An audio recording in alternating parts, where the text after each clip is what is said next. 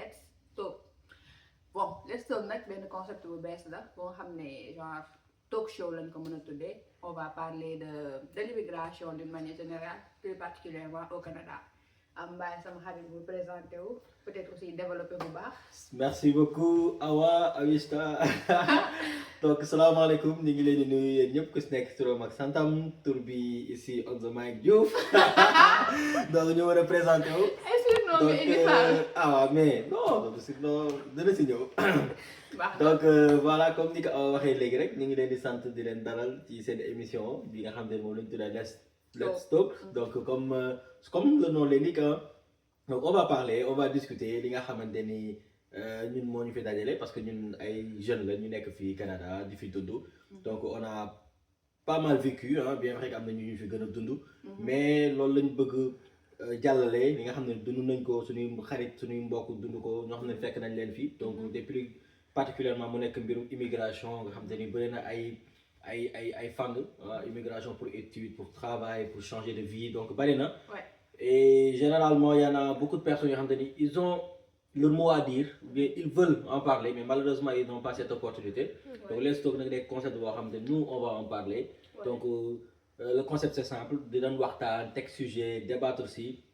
Et dans le fond sujet souvent lié au ben vécu ben nit bo xamanteni mom ba fini envoyer seen ay jaar-jaar ñu ñëw ñu waxtaanee ko de manière anonyme. donc di ngeen gis ci suuf après barre bi suñuy contact dina fa nekk ak suñuy mail.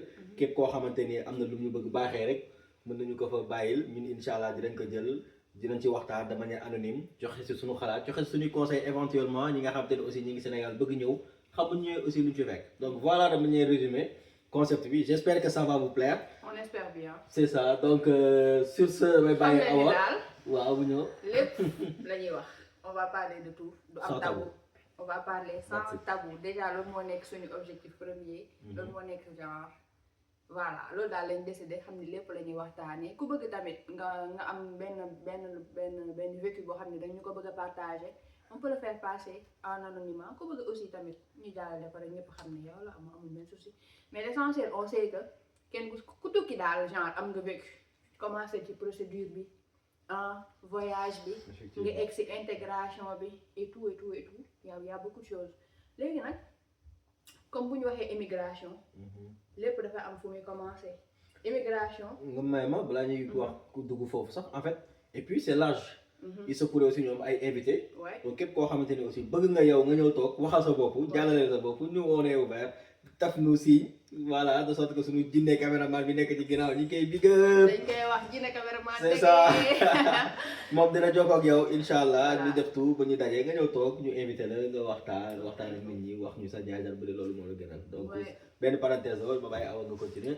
voilà comme ni ko Onzo Maay waxee nouveau Onzo Maay mooy lan loolu moom foog ñu xoolaat ko daal après nañ si ñëwaat dina si ñëwaat léegi tukki buñ ko waxee am na fu muy commencé bala ngay jël sa saag wala bay entamer ay procédure am na loola war a motiver ba nga xam ne ba nga war a jël décision que ni da nga bëgg a jógee sa dëkk dem beneen dëkk léegi nag si loolu la ñu war a commencé tey les motivation yi nag bëri na mën na nekk wàllu étude mën na nekk problème social mën na nekk bëri na problème social ñoo xam ne dañuy dem asile ñoo xam ne ñu ci yeneen dëkk yi am ay problème ñu jógee seen dëkk et tout y a beaucoup de choses mais léegi dañu décidé ni tey dañuy commencer ci motivation yi surtout côté étude ouais effectivement mais dañ ciy lamsal un peu tukki bi nga xamante ni motivation étude la woon mais finalement day mujj dugg ci leneen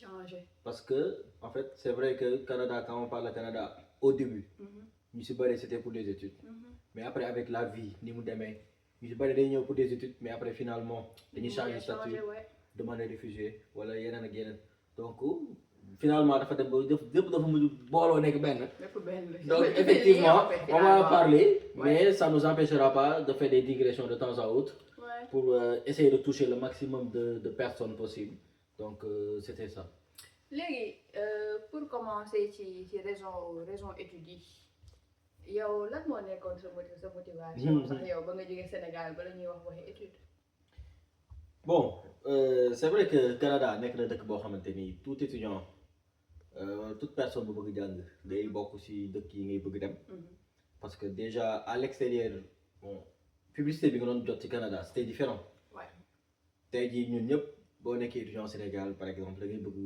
dem yeneen dëkk jàngi donc da ngay bëgg génn franchement France et consorts mais Canada dafa nekkoon benn dëkk bu particulier ci boo ko daan dégg France xam naa ay nit yi fa daan dem et tout mais boo daan dégg Canada yow dans ta tête dafa mel ne da ngay nekk ci beneen level da ngay foog di Canada beneen level la. en fait moo jaayoo en fait. xam nga des fois ça arrive ngay imaginer une chose wax ne xamuloo ko. mosoo ko gis mais dans ta tête y a une image qui se crée. man l'image qui s'était créée dans ma tête c'était un pays cool un pays développé boo xamante ni da ngay ñëw. c'est la yor xaalis da ngay ñëw noos déjà boo amee visa rek da ngay foog ni tekki nga yow. c'est vrai. donc c'était man cette image là qui s'était formée dans ma tête.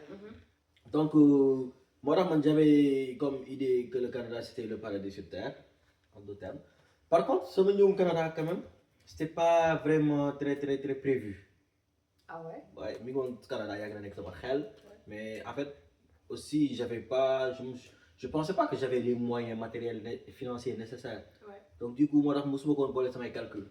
mais comme li ñuy wax rek yàlla aussi li muy def da koy yombal donc man sama cas noonu la demee donc maintenant pour revenir plus précisément à sa question. Son motivation tout au début, c'était effectivement les études.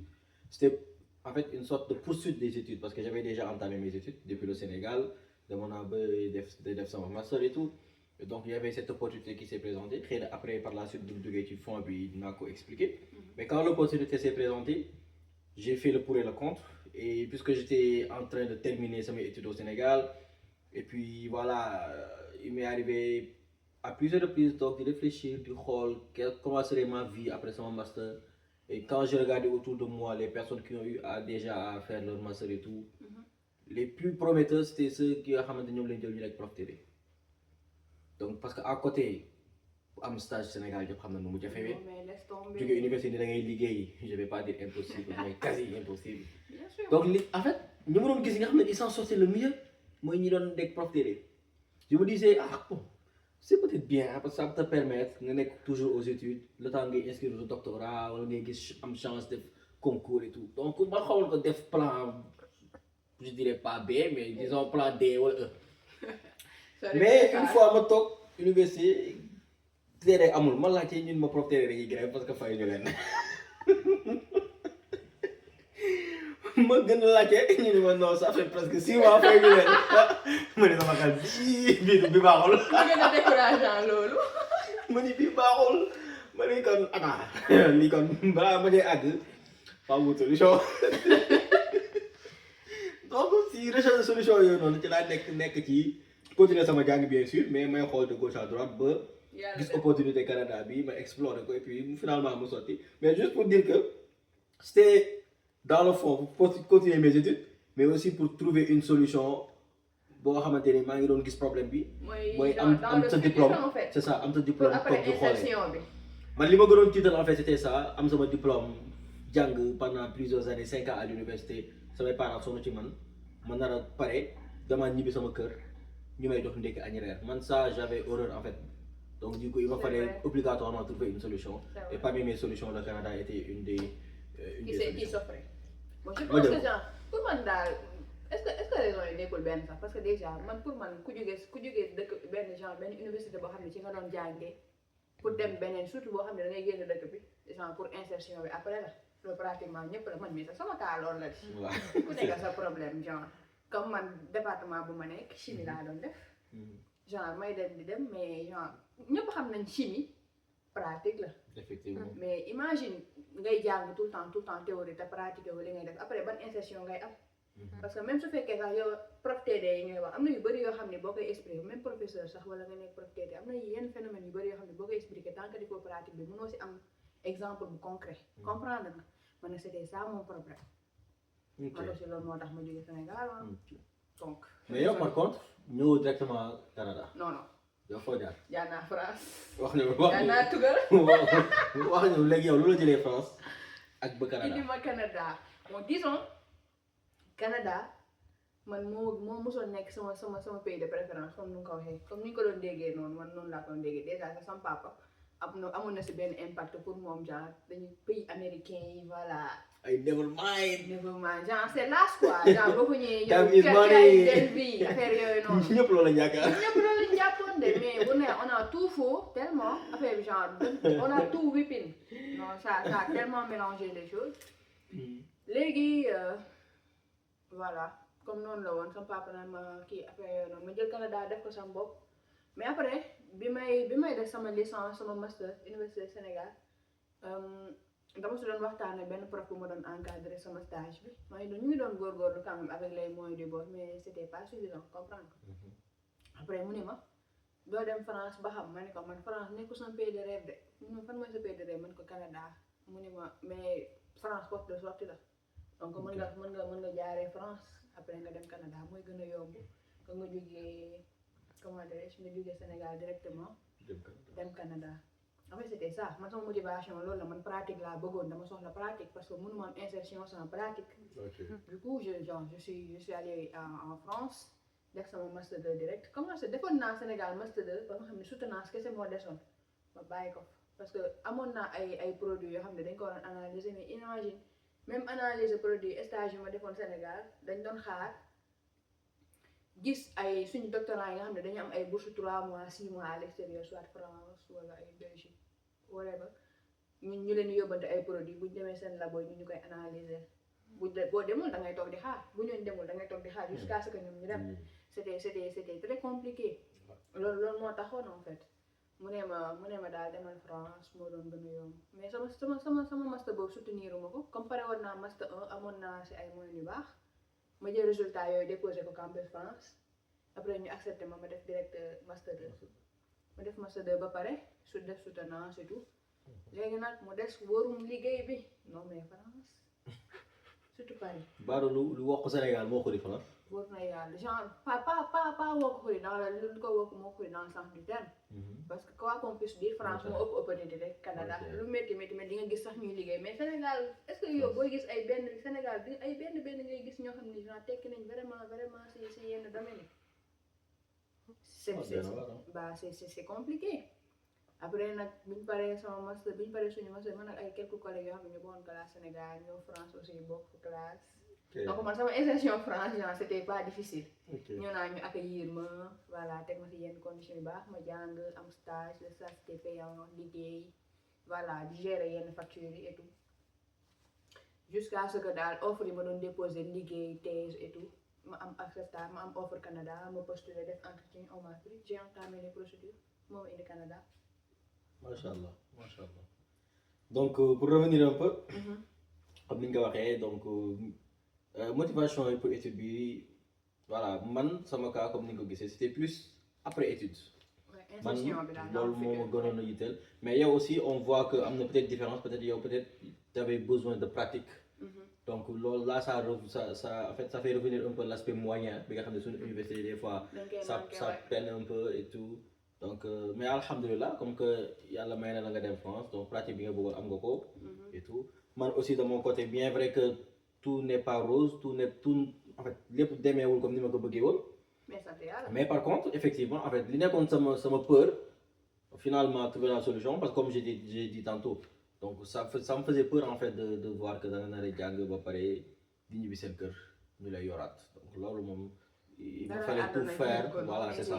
donc yàlla dimbali na ma bien vrai que ba ma ñëwee fii lépp demeewul comme ni ma ko bëggee woon mais maa ngi sant yàlla donc j'ai eu à continuer mes études donc faire un nouveau master dans le même domaine que j'étais en droit et cette fois-ci même dans un domaine boo xamante ni en fait daf ma yàgg neex c'était le droit boo xamante ni ça touche un peu l'aspect financier donc les crypto-monnaies les finances décentralisées et à côté ça me permet de trouver de gauche à droite loo xamante ni même su fekkee ne mënumaa yor samay waajur sax mais au moins ma yor sama bopp.